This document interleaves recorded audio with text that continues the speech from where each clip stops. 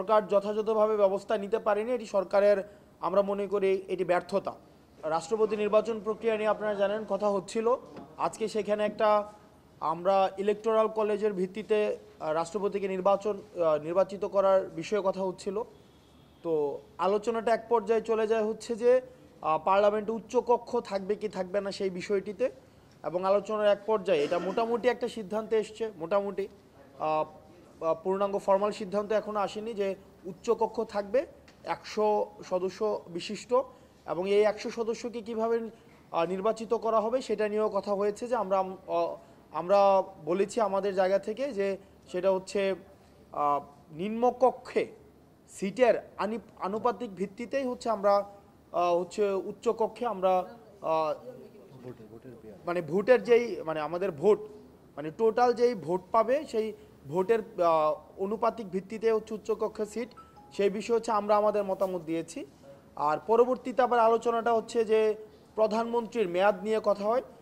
তো প্রধানমন্ত্রীর মেয়াদ নিয়ে এটা আগামীকাল হচ্ছে আলোচনায় চলবে। তবে বেশিরভাগ আমরা যে আলোচনাগুলো শুনেছি সেখানে হচ্ছে প্রধানমন্ত্রীর 2 বারের বেশি, কারণ আপনারা জানেন যে অতীতের যে রাষ্ট্র কাঠামো সেখানে প্রধানমন্ত্রী যদি 2 বারের বেশি আমরা দেখেছি, আমাদের খুব বেশি যে দেখেছি যে ক্ষমতা এককেন্দ্রিক হয়ে যায়, রাষ্ট্র ফেসিবাদী কাঠামোর দিকে যায়। যদি প্রধানমন্ত্রী একাধিকবার বারংবার যদি একজনই প্রধানমন্ত্রী নির্বাচিত হয়, তো সেই জায়গা থেকে আমরা আজকে হাউসের মধ্যে যেটি দেখেছি সেটি হচ্ছে 2 বারের সবাই 2 বারই হচ্ছে চাচ্ছিল যে 2 বারের যেন প্রধানমন্ত্রী নির্বাচিত হয়। কারণ আমরা দেখেছি যে রাষ্ট্রের যে অন্যান্য অর্গানগুলো রয়েছে, যখন অন্যান্য অর্গানগুলো বুঝে যায় যে একজনই হচ্ছে রাষ্ট্রের এক্সিকিউটিভ হেড হবে, তখন দেখা যায় রাষ্ট্রটা এককেন্দ্রিক হয়ে যায়। দ্বিতীয়ত ইন্টারনাল ডেমোক্রেসি থাকে না। আমরা দেখেছি যদি একজনই বারবার প্রধানমন্ত্রী হতে থাকে তখন ইন্টারপার্টি যে ডেমোক্রেসি, এই ইন্টারপার্টি ডেমোক্রেসি কখনোই থাকে না।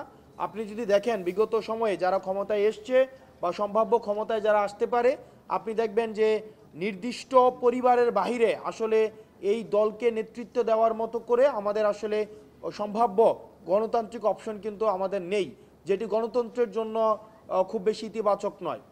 আবার আপনি যদি দেখেন যে আমাদের যেই রাষ্ট্র কাঠামো রয়েছে সেখানে আমাদের সংসদে আমাদের 70 অনুচ্ছেদের মধ্য দিয়ে, যেটা যদিও গতকাল আলোচনার মধ্য দিয়ে একটা পর্যায়ে এসেছে, যেখানে তাও এখানে নো কনফিডেন্স ভোটের কোনো ব্যবস্থা রাখা হয়নি। তো সার্বিক বিষয়গুলো বিবেচনায় আমরা এই বিষয়গুলো নিয়ে আগামীকাল আরও বিস্তারিত কথা বলবো। যে আমরা বিস্তারিতভাবে কথা বলবো যে যে এই যে কেন আমরা 2 বারের বেশি চাচ্ছি না, যে 2 বার সর্বোচ্চ 2 বার থাকবে। আমি পুনরাবৃত্তি করছি যে আজকে 2টা বিষয়ে গতকালের মূলত হচ্ছে গতকালের বিষয় হচ্ছে পুনরাবৃত্তি হয়েছে, সেটা হচ্ছে যে উচ্চকক্ষে নিম্নকক্ষের যে ভোটের অনুপাতেই হচ্ছে উচ্চকক্ষে আমরা সিট ডিস্ট্রিবিউশনের এই বিষয়টি আমরা কথা বলেছি। আর দ্বিতীয়ত হচ্ছে আলোচনার আজকে সূত্রপাত হয়েছে, যেটা হচ্ছে আমরা আশা করি রবিবারে সেটার একটা সিদ্ধান্ত আসবে প্রধানমন্ত্রীর 2 বারের বিষয়টি নিয়ে।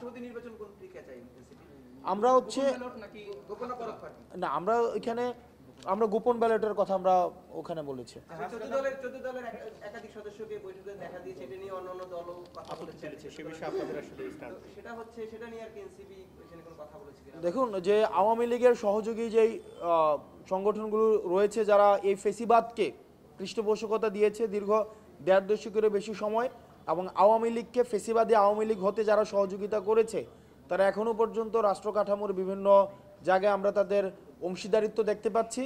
এই অংশীদারিত্বগুলো বিরুদ্ধে সরকার যথাযথভাবে ব্যবস্থা নিতে পারেনি, এটি সরকারের আমরা মনে করি এটি ব্যর্থতা।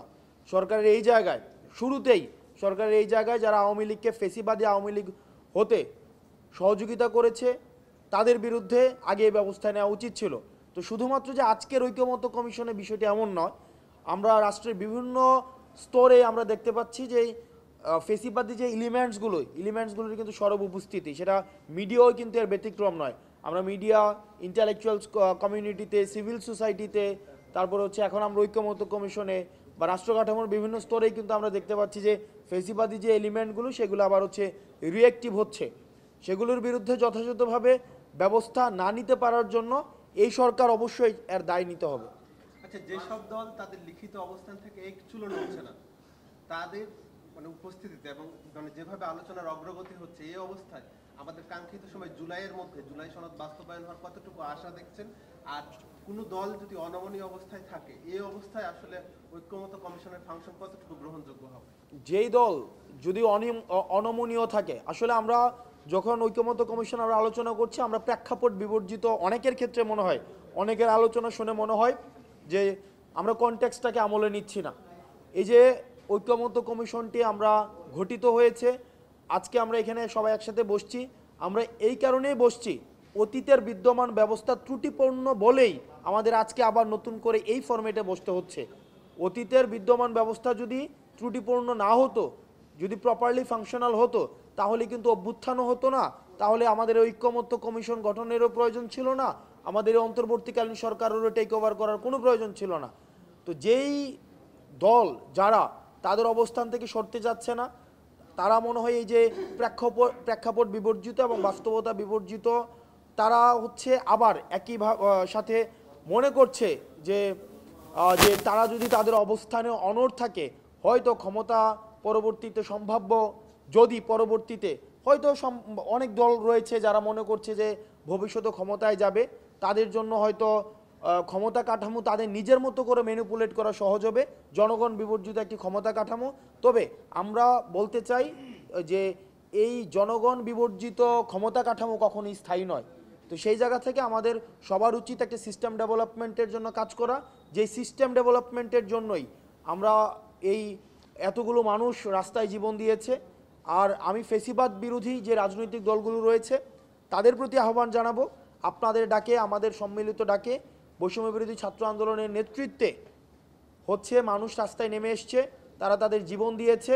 এখন তারা তাদের জীবন দেওয়ার পরে, আন্দোলনটি সফল হওয়ার পরে একসাথে এখন আবার বসে আমরা অতীতের শাসন কাঠামোকে টিকিয়ে রাখবো কিনা সেটি নিয়ে আলোচনা হওয়াটা অমূলক, বরং আমরা নতুন কি রাষ্ট্র ব্যবস্থা আমরা জাতিকে উপহার দিতে পারি সেটি নিয়ে হচ্ছে আলোচনা হওয়া সমীচীন।